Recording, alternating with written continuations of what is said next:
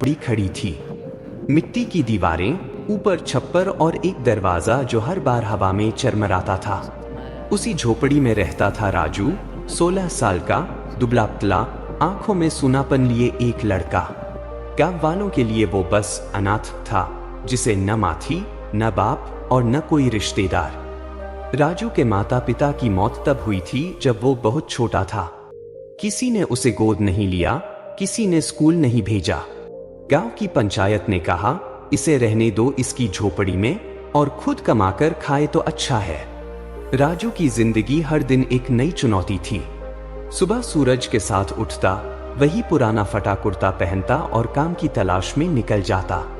उसकी दिनचर्या में स्कूल, खेल या आराम का कोई नामो निशान नहीं था।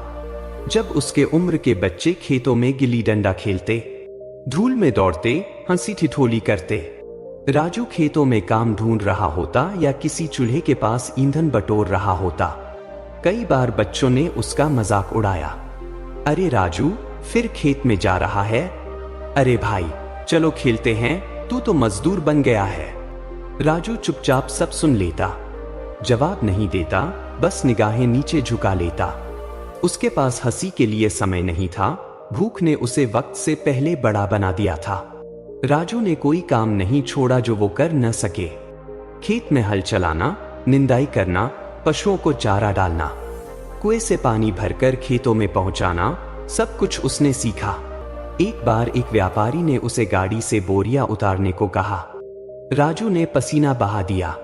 जब बारी आई पैसे की तो व्यापारी बोला, छोटे बच्चे को पैसा नहीं देते, जा कुछ खा ले। राजू चुपचाप घर लौट आया। पेट भरा नहीं था, पर मन भरा हुआ था दुख से।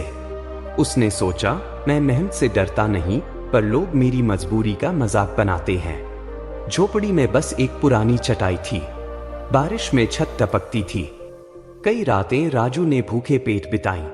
पेट में मरोड़े उठती, आंखें नींद से पहले थकावट से बंद हो जाती।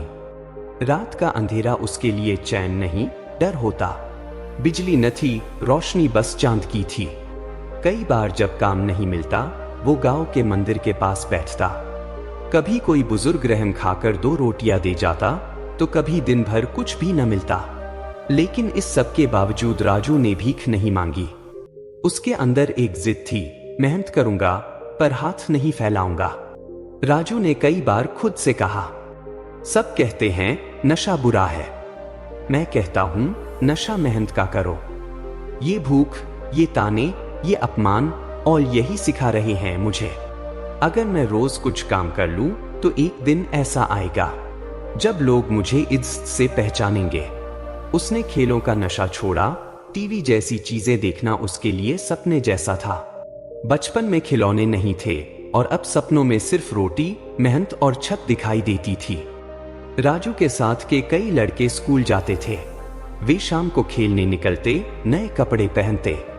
जब भी वे राजू को देखते, हंसते, राजू तुझे भी नौकरी मिल गई क्या? अरे भाई तू बच्चा है या मजदूर? तेरे जैसे लड़के को स्कूल नहीं, बेलचा चाहिए।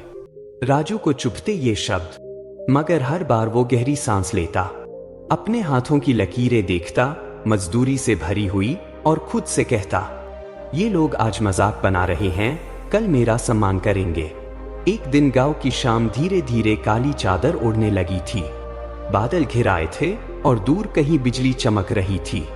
लोग अपने अपने घरों को लौटने लगे, दरवाजे बंद करने लगे, चूल्हे जलने लगे। लेकिन राजू अब भी अपने झोपड़ी के बाहर बैठा आसमान की तरफ देख रहा था। उस दिन उसे कोई काम नहीं मिला था।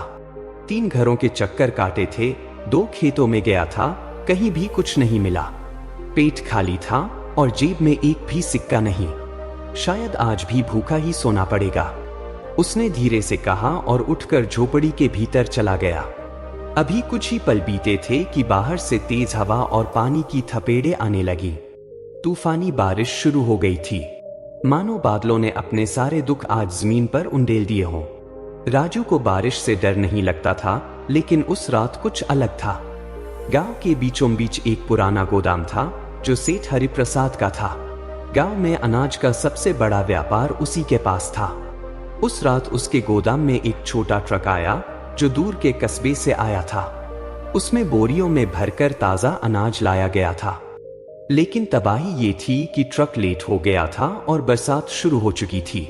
सेठ परेशान होकर इधर उधर फोन करता रहा, मगर बारिश के कारण कोई मजदूर नहीं आया। अगर ये बोरियां ट्रक से उतारी नहीं गईं, तो सब अनाज भीग कर सड़ जाएगा। उसने बाहर खड़े होकर चीखा, मगर गांव सुनसान हो चुका था। हर कोई अपने घर में दुबका बैठा था। उसी वक्त दूर से छाता लिए भीगता हुआ राजू उधर से गुजर रहा था। वो बस मंदिर के पास एक ओट में जाकर बैठने की सोच रहा था, लेकिन उसकी नजर सेठ पर पड़ी। घबराया हुआ, परेशानी में इधर उधर दौड़ता हुआ राजू दौड़कर उसके पास गया। सेठ जी, कुछ काम है क्या? सेठ ने चौंक कर देखा। भीगे कपड़े, कांपते होंठ, लेकिन आंखों में आत्मविश्वास। राजू बेटा, भगवान ने तुझे भेजा है। बेटा, मेरे पास एक ट्रक है अनाज से भरा हुआ, बारिश में सब भीग जाएगा। कोई मजदूर नहीं आया, तू करेगा ये काम? राजू ने बिना सोचे जवाब दिया। सेठ जी, मेहनत से डरता नहीं, काम बताइए। और फिर शुरू हुई राजू की असली परीक्षा। ट्रक की बोरियां भारी थीं, हर बोरी कम से कम 50 किलो की। रास्ता फिसलन भरा था, गोदाम की फर्श भी गीली थी। मगर राजू ने एक एक बोरी उतारी, कंधे पर लादकर, गिरते पड़ते मगर बिना रुके। बारिश उसके कपड़ों को भिगो चुकी थी, मगर उसका जज्बा सूखा नहीं था। सेठ और उसका ड्राइवर एक किनारे खड़े बस ये सोच रहे थे, ये लड़का तो अकेला ही 100 आदमी के बराबर है। करीब 2.5 घंटे तक राजू लगातार काम करता रहा।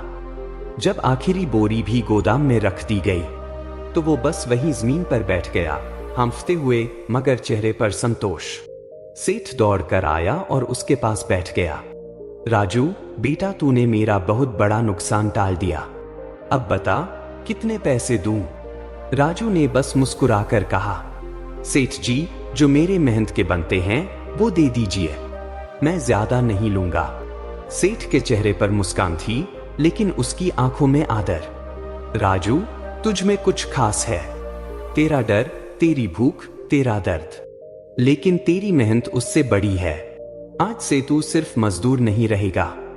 राजू ने हैरानी से देखा।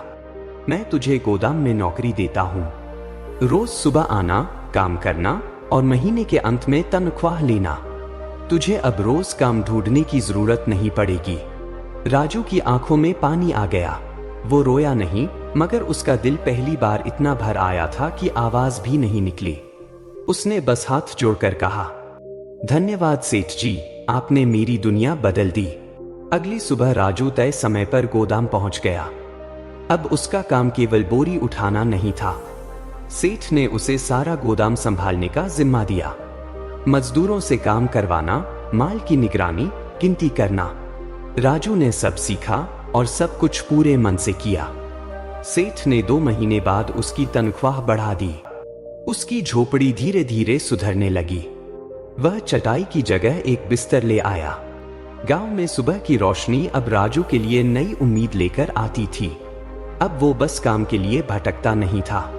अब वह गोदाम का भरोसेमंद कर्मचारी था, सेठ हरिप्रसाद का दाया हाथ। उसकी वर्दी तो नहीं बदली थी, लेकिन चाल बदल गई थी।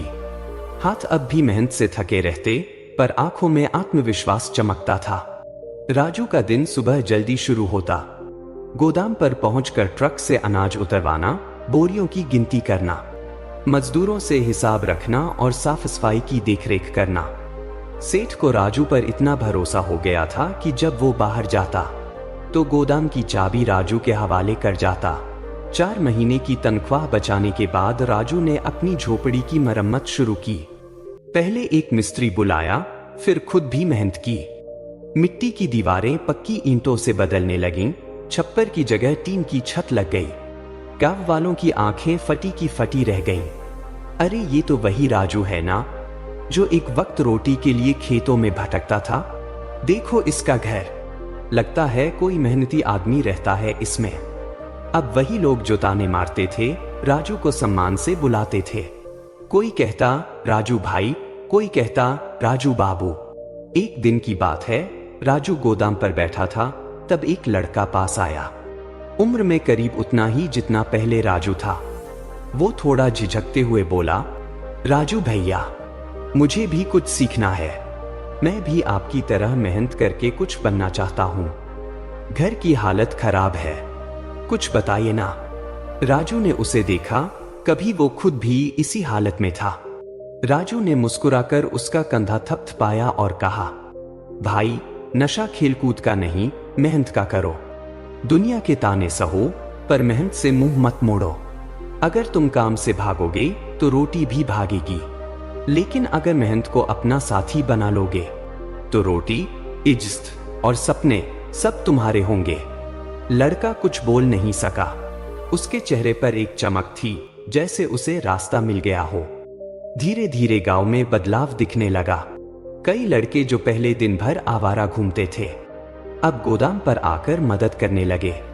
राजू उन्हें सिखाता, समझाता और जिंदगी की सच्ची सीख देता। राजू अब सिर्फ मजदूर नहीं रहा, वो अब प्रेरणा बन चुका था। सेठ हरिप्रसाद एक दिन गांव के चौपाल में बोले, राजू जैसे लड़के इस गांव का गौरव हैं। अगर हर बच्चा मेहनत को अपनाए तो ये गांव भी एक दिन शहर बन सकता है। कभी जो लड़का बारिश में भीगा, भूखा सोया और तानों का शिकार हुआ, अब वो मिसाल बन चुका था। राजू ने खुद से एक दिन कहा था, मैं मेहनत से डरूंगा नहीं, क्योंकि रोटी मेहनत से मिलती है, रहम से नहीं।